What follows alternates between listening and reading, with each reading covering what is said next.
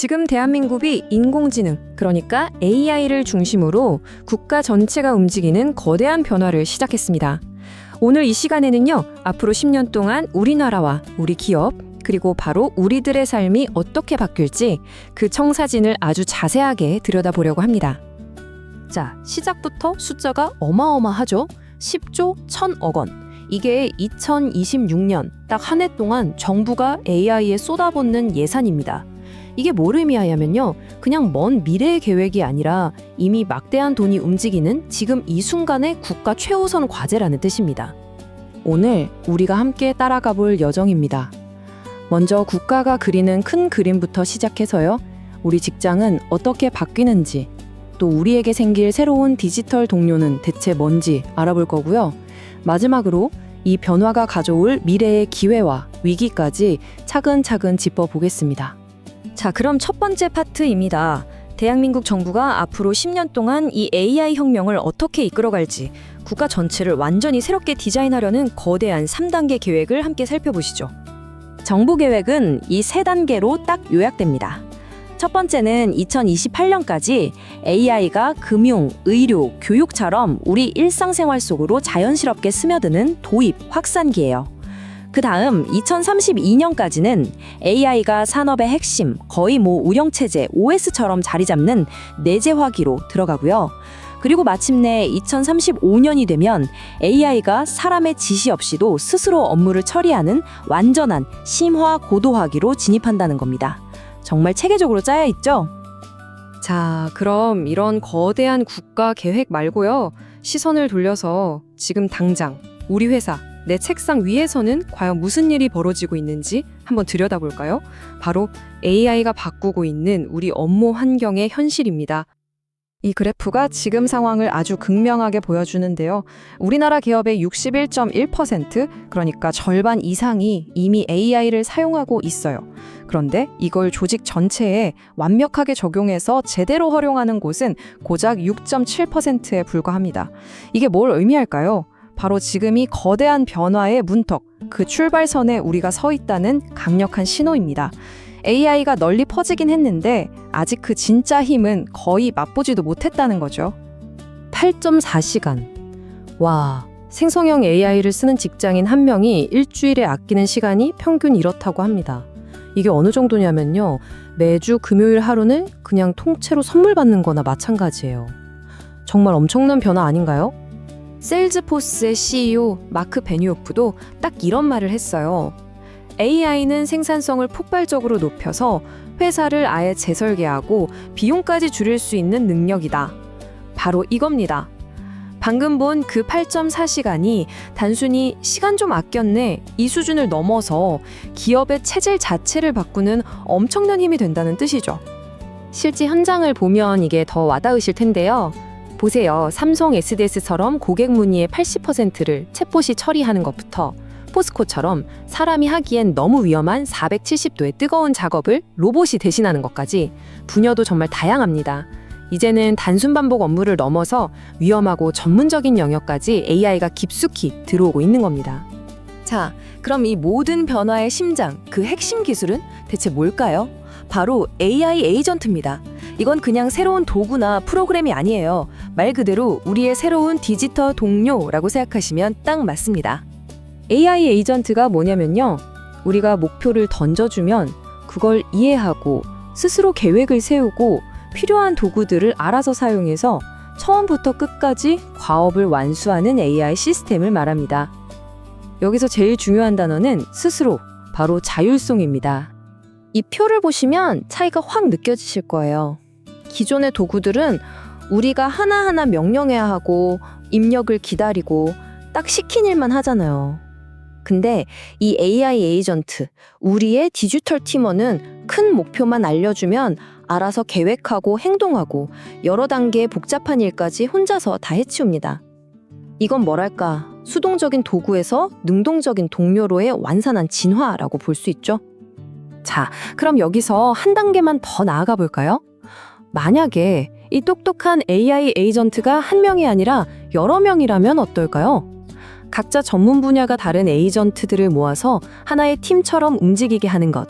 이걸 저는 AI 오케스트라를 지휘한다라고 표현하고 싶네요. 이 오케스트레이션 과정은 생각보다 간단해요. 딱 3단계입니다. 첫째, 지휘자가 연주할 곡을 정하듯이 고객 결제 문제를 해결해 같은 명확한 목표를 설정해요. 둘째, 바이올린 파트, 첼로 파트 나누는 것처럼 데이터 찾아오는 에이전트, 문제 분석하는 에이전트, 이렇게 각자 역할을 딱딱 맡겨주는 거죠.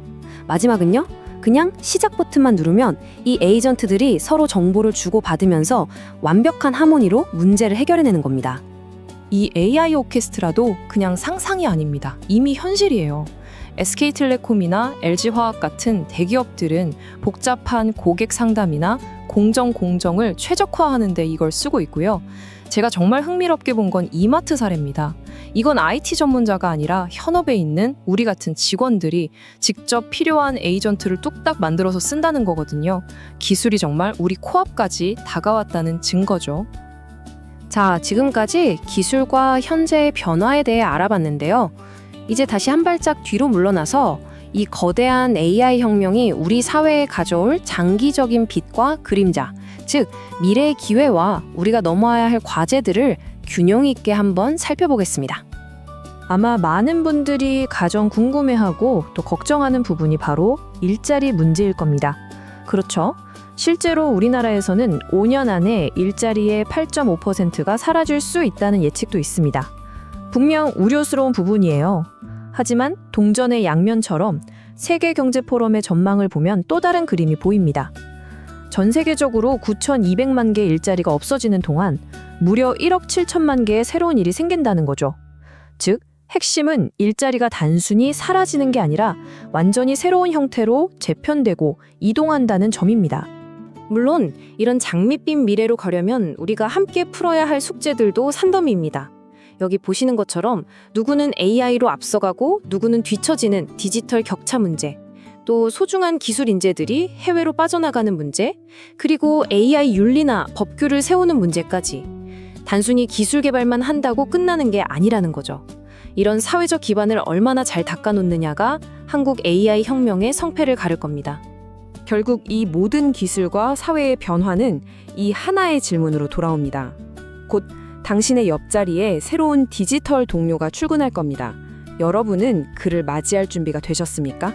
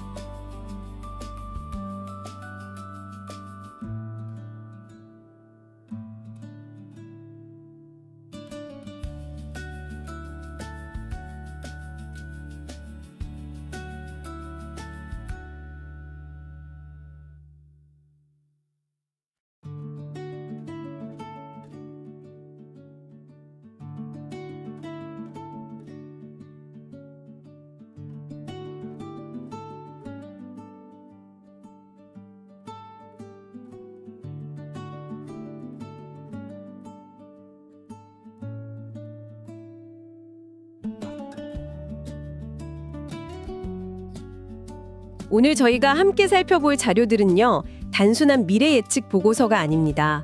2026년, 바로 지금부터 앞으로 10년 동안 인공지능이 당신의 일상을 어떻게 바꿀지에 대한 아주 구체적인 시나리오거든요.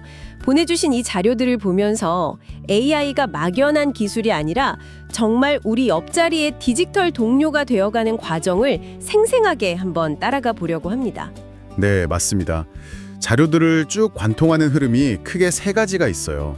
첫째는 2035년까지 이어지는 뭐랄까 국가 단위의 거대한 AI 혁명 계획, 거시적인 청사진이고요.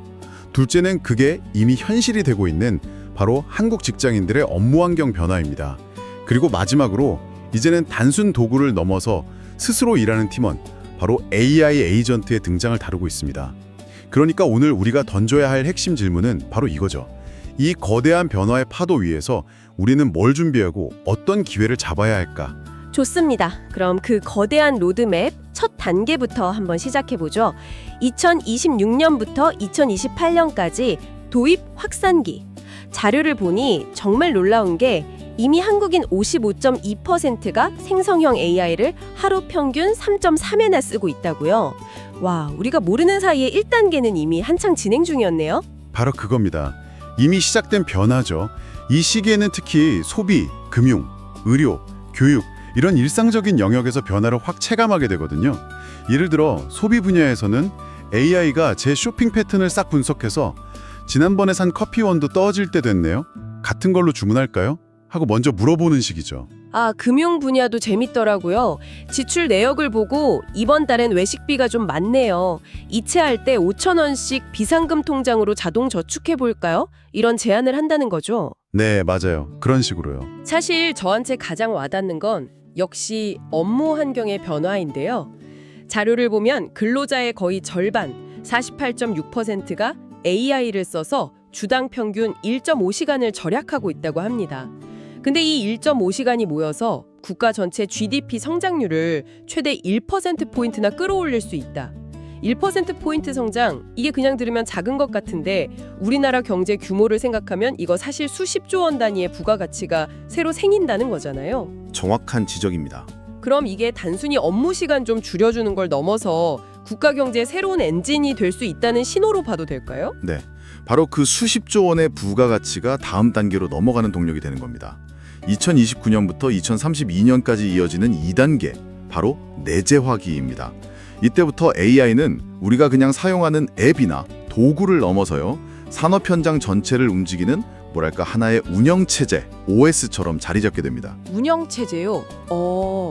그게 구체적으로 어떤 모습일까요? 의료 분야를 예로 들면 아주 명확해져요. 지금은 우리가 아프면 병원에 가서 CT 찍고 의사 진단을 기다리잖아요. 근데 이 시기엔 AI 환자 기록이라는 게 생겨서 제 평소 건강 데이터를 분석하다가 현재 패턴이라면 3개월 뒤 심혈관 질환 위험이 20% 높아집니다. 이렇게 미리 경고를 해주는 거죠. 집에 있는 스마트워치나 혈당 측정기가 알아서 데이터를 모으고 문제가 생길 것 같으면 바로 알려주는 겁니다. 와, 심지어 1년에 40만 명을 진료하는 사이버 병원이 생긴다는 건 이건 뭐 웬만한 대학병원 규모잖아요. 그렇죠. 병원에 직접 가지 않아도 되는 세상이 온다는 뜻이죠. 교육 현장에서는 또 교사의 역할이 지식 전달자에서 학생 개개인의 학습 코치나 멘토로 바뀐다고 하고요. 그런데 이 시기에 필연적으로 그림자도 좀 짙어지는 것 같아요.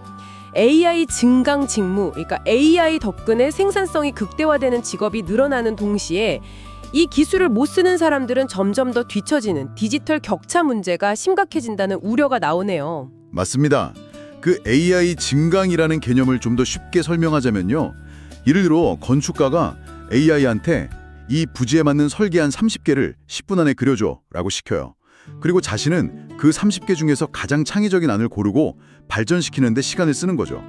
AI가 손발이 되어주고 사람은 두뇌의 핵심적인 역할에만 집중하는 겁니다. 아, 그렇게 되면 AI라는 슈퍼파워를 가진 사람과 그렇지 않은 사람의 격차는 정말 상상 이상으로 벌어지겠네요. 바로 그 사회적 과제를 안고 마지막 3단계로 넘어갑니다. 2033년부터 2035년까지의 심화, 고도화기. 이때는 AI가 사회를 주도하는 모습이 훨씬 더 뚜렷해집니다. 위명소비라는 개념이 등장하는데요. 아, 그거 정말 인상 깊게 봤습니다. 단순히 휴지 떨어졌네, 주문해줘 이게 아니잖아요. 제 캘린더에 잡힌 캠핑 약속을 보고 AI 비서가 이번 주말에 캠핑 가시는군요. 지난번에 쓰던 랜턴 배터리가 거의 다 됐던데 같은 걸로 미리 주문해 둘까요? 이렇게 먼저 제안하고 실행까지 하는 거죠. 와, 제 삶을 저보다 더 잘하는 비서가 생기는 셈이네요. 맞습니다. 그런 개인화된 서비스가 사회 전반으로 확산되는 거죠. 의료계에서는 개인의 유전체 정보를 AI가 분석해서 당신에게는 이 항암제보다 저 신약의 효과가 50% 더 높습니다 라고 알려주는 정밀 의료가 보편화되고요. 이런 막대한 데이터를 처리하기 위해서 데이터 센터는 이제 그냥 건물이 아니라 국가 전략 시설로 지정됩니다. 흥미로운 건 국민 32.3%가 이런 미래를 위해서 AI 기술 발전 기금에 참여할 의향이 있다고 답했다는 점이에요. 이걸 돈으로 환산하면 앞으로 5년간 약 38조 원 규모의 투자가 가능하다는 계산이 나오더라고요. 네, 그만큼 국민적 공감대가 형성되고 있다는 거죠. 그럼 정리하자면 기술력은 미국의 한 90% 수준까지 빠르게 따라잡고 있는데 이걸 뒷받침할 R&D 투자 효율이나 인재 유출 문제, 그리고 방금 얘기 나눈 기술 격차로 인한 사회적 소외 문제를 어떻게 해결하느냐가 앞으로 10년의 성패를 가를 핵심 과제다, 이렇게 볼 수 있겠네요. 네, 그렇습니다. 거시적인 로드맵의 성공은 결국 그 안에 사람들이 어떻게 움직이느냐에 달려 있으니까요. 그 소외 문제가 결국 내 일자리는 괜찮을까 하는 개인의 불안감에서 시작되는 것 같아요.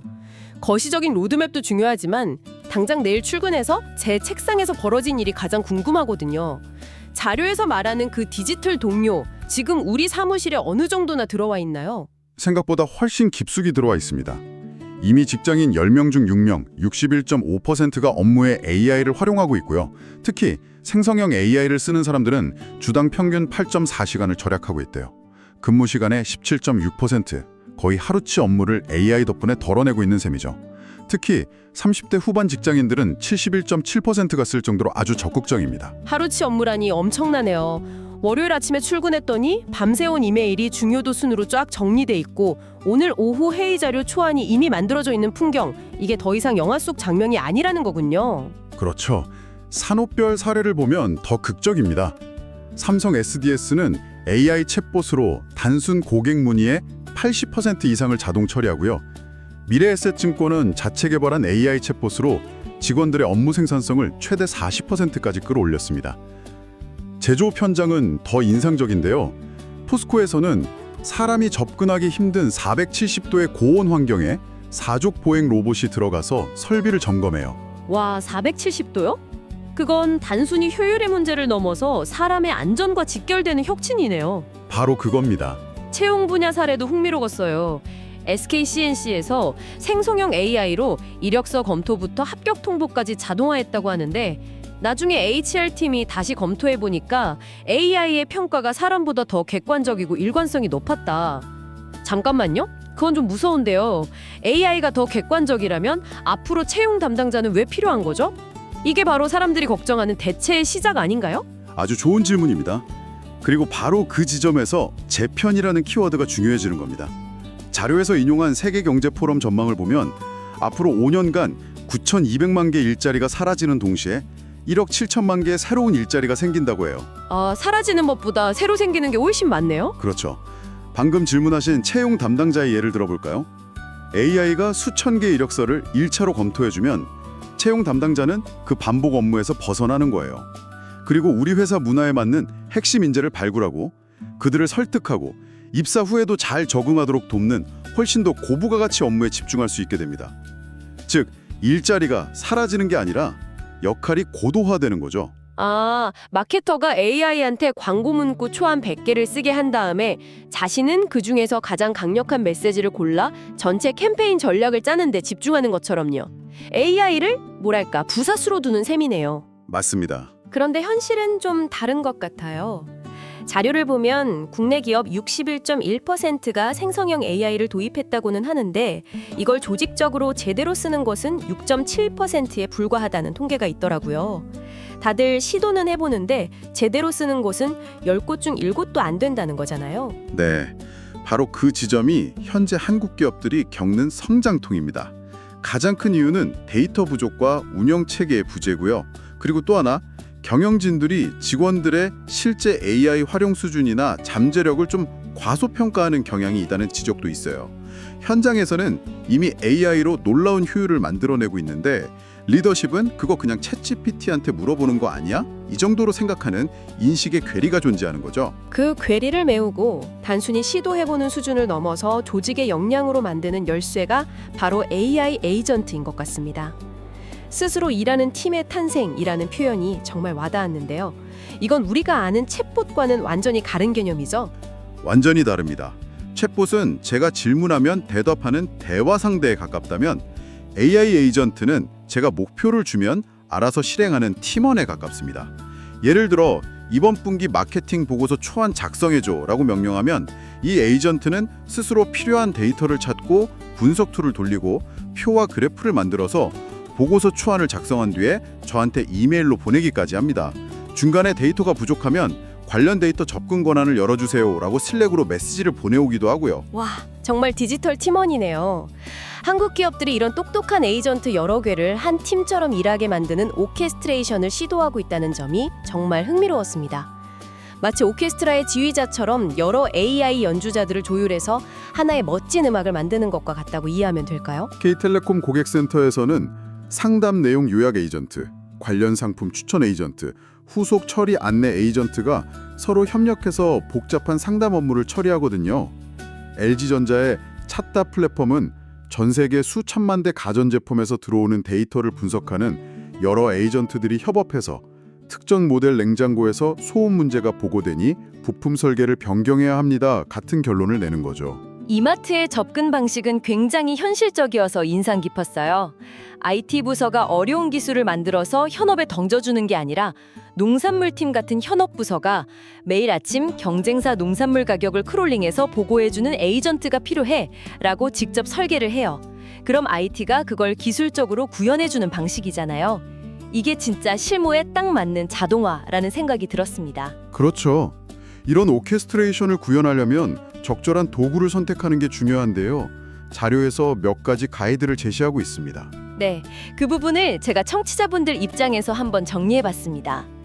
만약 내가 이런 멀티 에이전트 시스템을 처음 만들어 본다, 그러면 크로 AI라는 도구가 좋다고 합니다. 마케터, 개발자, 분석가처럼 역할을 나눠주면 되니까 직관적이라는 거죠. 반면에 은행의 대출 심사나 병원 관리처럼 아주 정밀하고 복잡한 과정을 만들어야 한다면 순서도를 그리듯 설계하는 랭 그래프가 적합하고요. 연구나 실험 목적이라면 대화 기반으로 협업을 설계하는 오토젠을 추천하고 있습니다. 여기서 많은 분들이 군림해하실 부분이 바로 무료 오픈소스와 유료 플랫폼의 차이일 텐데요. 핵심적인 차이를 짚어드릴 필요가 있겠습니다. 비유하자면 무료 오픈소스는 조립식 레이싱카 키트와 같아요. 키트 자체는 공짜지만 그걸 조립하고 튜닝하고 관리하는 건 전부 내 몫이죠. 우리 회사의 업무 규칙이 아주 독특해서 세밀한 커스터마이징이 필요하고 또 이걸 다룰 뛰어난 개발자가 있을 때 유리한 선택입니다. 아, 반면에 유료 플랫폼은 고성능 자동차 리스 같은 거네요. 월 사용료를 내면 그냥 운전만 하면 되는 거죠. 구축, 운영, 보안, 관리까지 다 알아서 해주고요. 현업 부서에서 아이디어가 나왔을 때 빠르게 프로토타입을 만들고 싶을 때 유리하겠네요. 정확합니다. 결국 핵심은 단순히 여러 에이전트를 이어붙이는 게 아니라 우리 회사의 일하는 방식에 맞게 이 디지털 팀원들을 어떻게 통제하고 관리할 것인가, 이게 성공의 관건이라는 점입니다. 기술 도입을 넘어서 AI 에이전트 시대를 위한 새로운 조직 설계와 거버넌스 구축이 필수적인 이유죠. 오늘 우리는 AI가 한국 사회와 직장을 어떻게 바꾸고 있는지 2035년까지의 구체적인 로드맵과 바로 내 옆자리에서 벌어지는 실제 사례들을 통해 깊이 있게 들여다봤습니다. AI는 더 이상 먼 미래의 기술이 아니라 우리의 생산성을 높이고 일하는 방식을 근본적으로 바꾸는 디지털 동료로 이미 우리 곁에 와 있습니다. 네, 자료들은 어떻게 AI를 도입하고 활용할지에 대해 아주 상세한 가이드를 제공하고 있어요. 하지만 여기서 한 걸음 더 나아가서 저는 이런 질문을 던져보면서 오늘 이야기를 마무리하고 싶습니다. 만약 당신 팀의 가장 뛰어난 에이스 팀원이 사람이 아닌 AI 에이전트라면 그 디지털 팀원이 성장하는 과정에서 저지르는 실수는 과연 누구의 책임일까요?